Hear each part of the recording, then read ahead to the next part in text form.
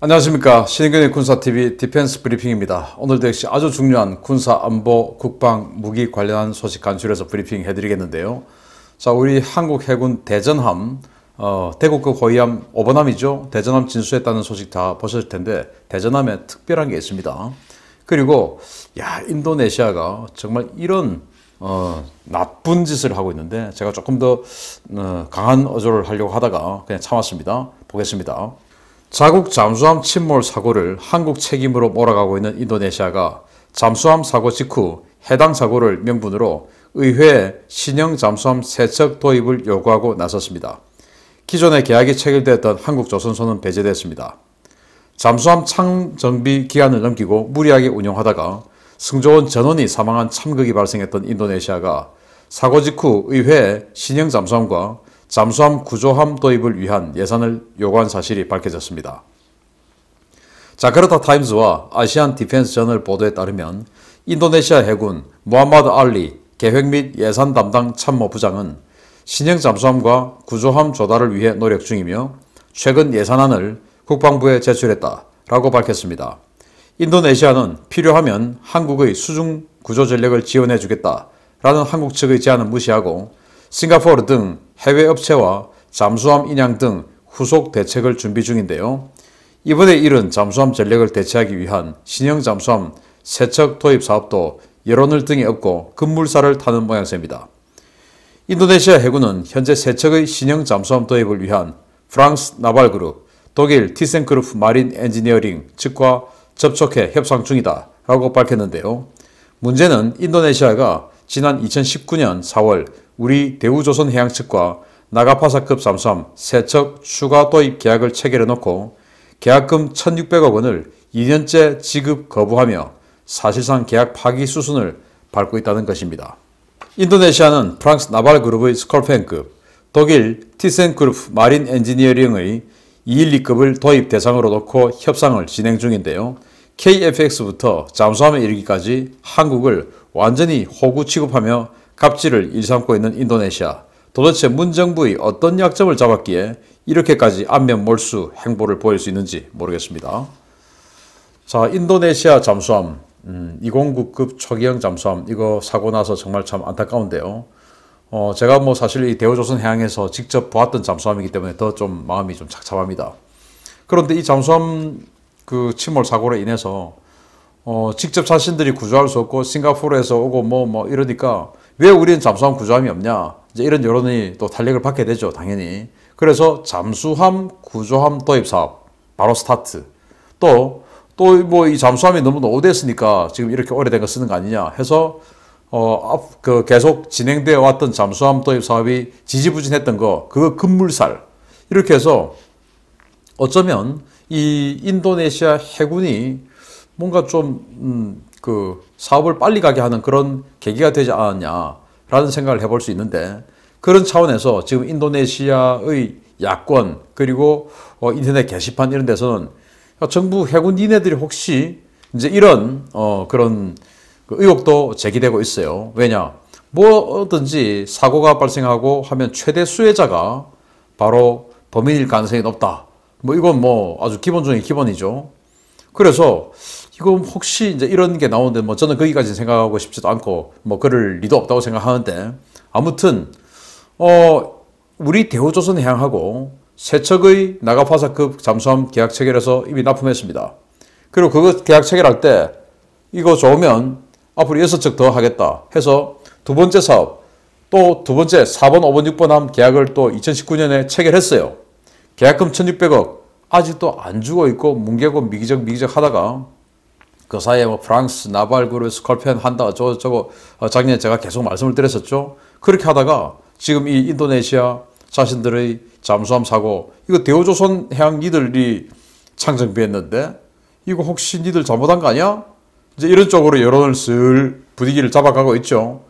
그렇지 않으면 한국이 제공하겠다고 하는 구조함 아님 필요 없어.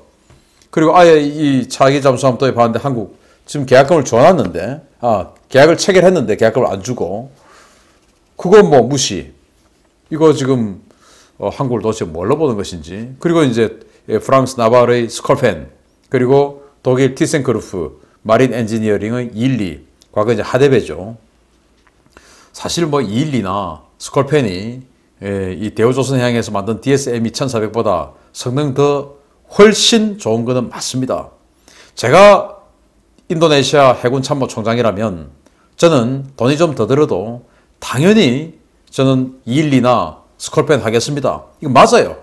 그런데 그러면 계약을 한 것에 대해서 계약을 파기를 하게 되면 그에 대한 합당한 사유를 설명하고 말을 똑바로 해야죠. 그리고 혹시 그 계약서에 뭔가 어떤 위약금에 대한 위약 조건이 있다면 그 조건을 이행을 해야죠.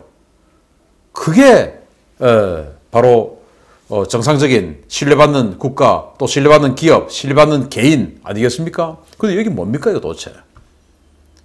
아니 212급, 스콜펜급, 우리 거보다 성능 좋으니까 하는 거 맞습니다. 좋아요.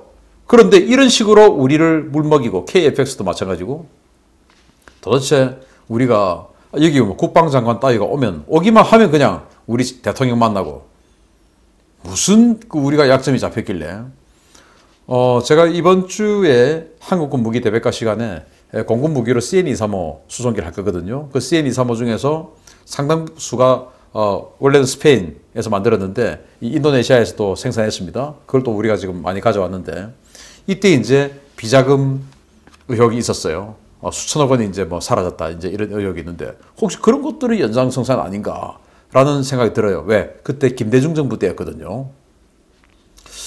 아무튼 뭐 거기까지는 생각하기 싫고 어쨌든 인도네시아는 나빠요. 자, 두 번째입니다. 대한민국 해군 최초의 질화 갈륨 소재 에이서 레이더를 탑재한 전투함이 드디어 진수됐다는 반가운 소식입니다. 대구급 호위함의 방공 능력, 이제 유도탄만 보강되면 획기적으로 강화될 것으로 기대됩니다. 해군이 대공, 대함, 대잠전 수행 능력을 모두 갖춘 다목적 호위함인 대구급 5번함, 대전함의 진수식을 갖고 본격적인 전력화 준비 작업에 들어갔습니다. 만재배 수량 3,600톤급으로 기존의 울산급 호위함을 대체할 예정인 대구급 호위함은 가스터빈과 디젤 엔진, 전기 모터를 이용한 첨단 하이브리드 추진 체계를 적용한 최초의 한국형 호위함으로 주목을 받았는데요. 이번에 진수된 대전함은 앞서 진수된 4척과 달리 국내 개발된 최첨단 에이서 레이더를 탑재하고 있습니다. 대구급에 탑재되는 SPS-50K 3차원 대공 레이더는 최대 250km의 탐지 거리를 갖는 능동 위상 배열 레이더, 즉 에이서 레이더인데요. 4번함까지는 구형 에이사 TR 모듈 소자에 갈륨 비소 소재가 사용되었지만 대전함의 레이더는 질화 갈륨 소재가 사용된 4세대 TR 모듈 소자가 제공되었습니다. 질화 갈륨 소재는 전력 밀도가 높아서 TR 모듈을 좀 더 작게 만들 수 있고 열 전도도 뛰어나서 동일 체적 대비 더 높은 출력으로 전파를 쏠 수 있고 장거리 정밀 탐색에 매우 뛰어난 능력을 자랑하는 소재입니다.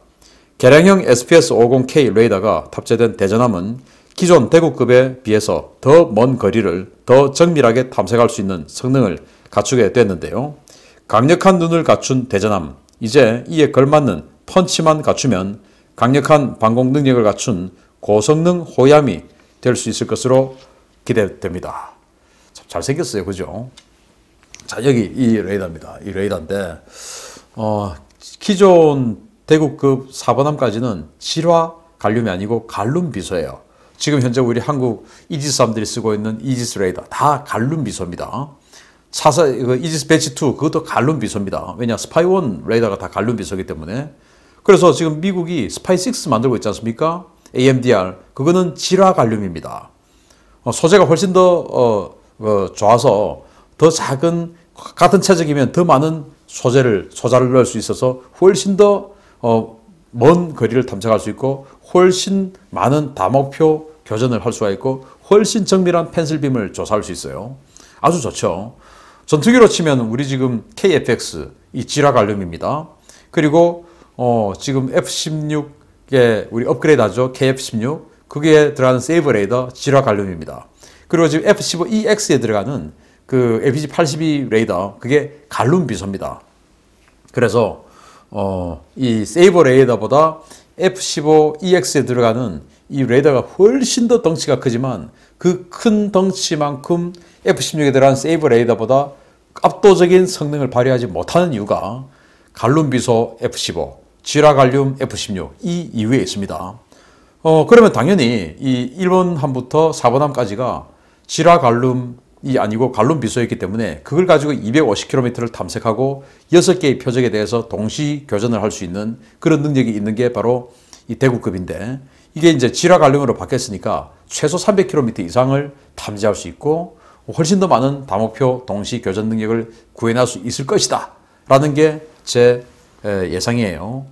그래서 저는 이렇게 좋은 레이더를 우리 충무공 이순신급 정말 뭐 쓰레기 같은 레이더 가지고 있지 않습니까? MW08 그 말도 안, 이 5,000톤급 구축함에 말도 안 되는 짓거리를 하고 있던 게 바로 그 레이더인데, 이걸로 업그레이드 사업을 해주면 좀 어떨까? 그러면 충무공 이순신함도 정말 제대로 된 군함이 되지 않을까라고 생각이 되고, 또 광개토 대왕함 지금 이 세 척이 있는데 그거 뭐 해군에서는 아마도 이거 뭐 좀 더 쓰고 30년 넘었으니까 뚝딱 또 버리고 뭐 이런 생각할 수 있는데, 사실 개량하고 업그레이드하고 하면 더 쓸 수 있습니다.